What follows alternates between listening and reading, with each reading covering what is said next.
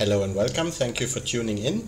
In this video we will take a look at this week's test server for the slightly changed Wasp, Sting and Viper Corrosion weapons.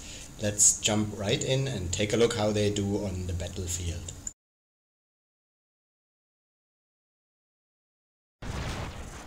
In this first game we have dropped in on that city map. I'm in a Strider and have equipped 2 Halos and a Viper. My thinking being that with a beacon runner, you obviously want to get to the beacons quickly, but want to keep the red team from reaching the beacons themselves. So the Halos have a very good locking down effect and the Viper should keep them from coming closer. Seems to be working with this Balgazari, but I didn't see what he had equipped. Boom! 3 Vortex. Now I'm trying to go after him, but didn't see that there was a Fury actually around the corner. Boom, that's me gone.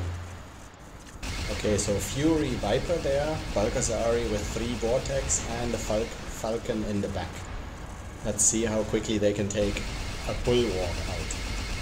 I've equipped Dragoon and 1 Viper, simply because both of them have the same range of 600 meters and both of them should dish out quite a bit of damage.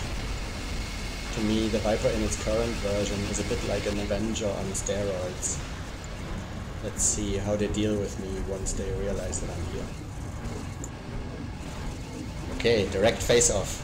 3 Viper Fury versus Bulwark with Dragoon and Viper. Wow, we're both dishing insane amounts to each other. The problem with the Viper weapon, in my opinion, is that the corrosion effect stacks up. So each hit stacks a new corrosion on top. You're not just hit one time, but multiple times, which makes Viper basically the counter for the Falcon and Bulwark and other robots with Aegis shield that may come later. In its current version, I honestly hope that this Viper weapon does not make it onto the live server. However, I do see the connection between the 3 new weapon and robot types, being lockdown and suppression and corrosion. Okay, my next robot is a Falcon. I've put the Avenger in the middle, and if I need to go into 3 weapon mode, I've got a Glory and a Viper there. Let's see how the damage resistant Falcon stacks up against Viper Corrosion. On a side note, while I do like the visual effects that the Viper weapon does, I think the sound effect could get annoying over time. Holy moly, look at how that Falcon's going down. Insane. That Viper weapon is definitely way too overpowered. Keep in mind that on the test server all equipment is at level 8, so that's not even the full potential of level 12 Mark II yet. Okay, in the second game I have thrown in a mixed build Pursuer with Gust, Halo and a Stinger. The Stinger has been changed. The reload time is now not 1 second but 3 seconds. Let's see if that makes a difference.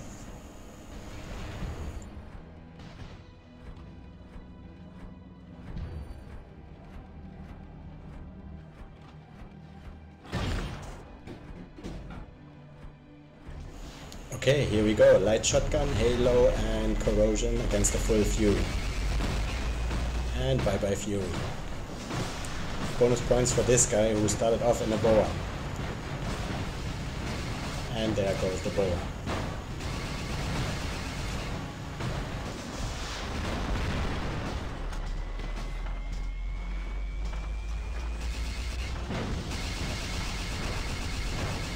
With the variety of robots we see in Champions League at the moment, and with all the resistances coming in, I think mixed build like this Pursuer might come in handy, maybe.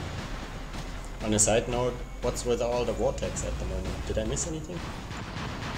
Let's try and get out of this Pursuer so that I can change into another robot and show you some more variety builds.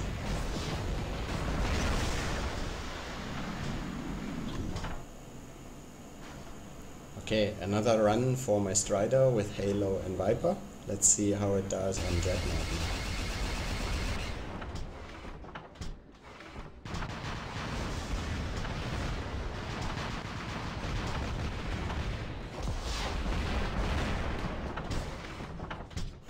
Okay, we found a potential victim for our Strider. Let's see what it is and take it out. Balgazari, okay. Lockdown and Viper. And there goes the Balgazari. Bye bye. I really think this is quite a useful setup. In absence of a Viper, you could put an Avenger or a similar heavy weapon on top. Let's see how many of those guys we can lock down.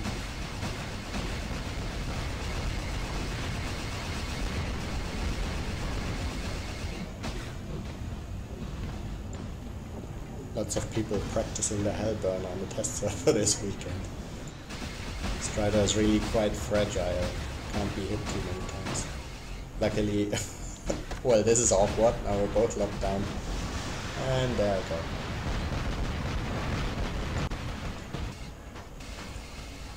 we go. Okay, let's try the mixed build Bulwark again, see if we're a little bit luckier this time than we were in our first game, when we were taken out quite quickly. Let's see if we can help take that guy out. 1, 2, 3, boom.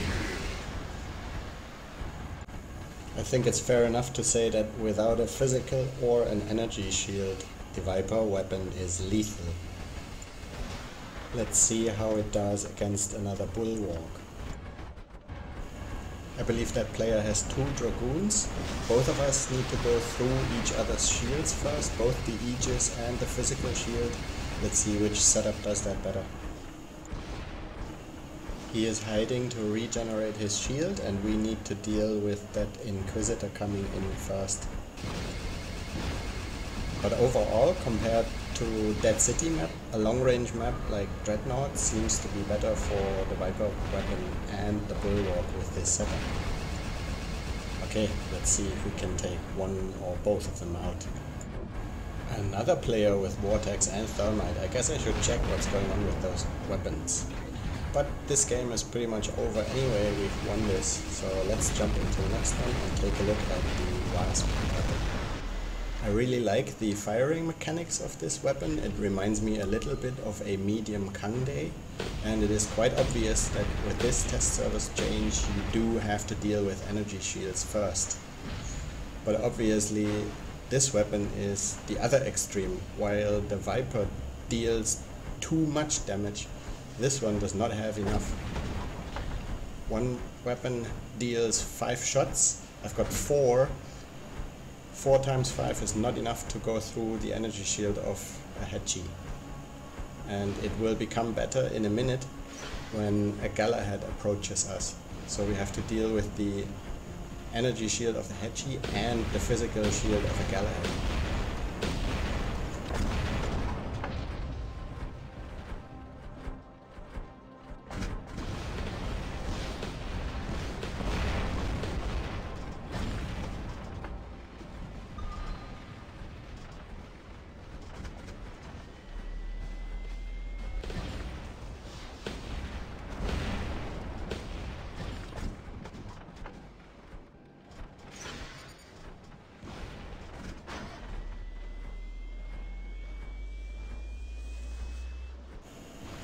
So my take on the Wasp is that it does not deal enough damage for a medium weapon at the moment.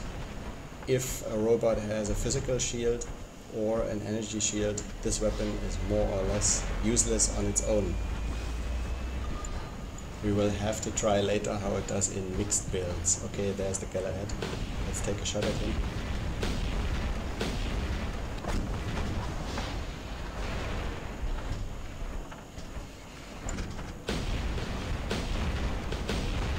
There's 2 of us dealing or trying to deal with the energy shield of the Hedgie. So don't quite get rid of your Hedgie yet. If these weapons make it onto a live server, energy shields might come in handy.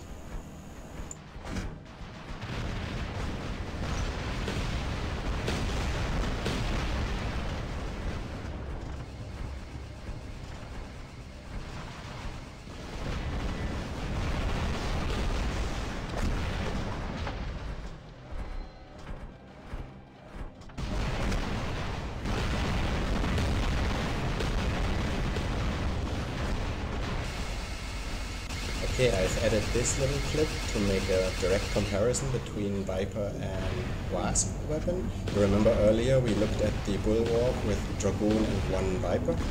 In a minute you will see me attempt the same thing, going against the Bulwark with this Inquisitor and one Dragoon and two Wasps. Let's see how that will go. Okay, direct showdown. Let's see how this one goes. Let's take him on. As mentioned earlier, the Wasp weapon has massive problems going through shields. It's the same here. So let's use a stealth jump and gain a little bit of time to take him on while we are in stealth.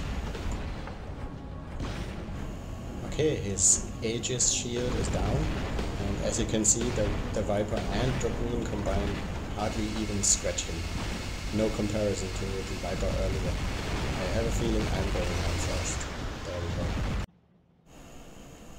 go. Okay, so while we watch me try a couple more mixed setups on carrier map here, my take on the three weapons in their current test server form, to me the light sting weapon is still the best balanced. Not too much damage for a light weapon, just enough corrosion effect. Good reloading time at the moment. Medium Wasp weapon does not deal enough damage yet. Corrosion after the retake that it has to go through shields first, be it energy or physical, is almost impossible to deal, and heavy Viper way overpowered, should not go on a live server like that. I hope you found this useful. Enjoy the last couple of minutes of test server gameplay and let me know in the comment section what you think should happen to those weapons. Should they go on the live server or not? Don't forget to like, subscribe and comment, and hit that notification bell so that you know when new content comes out.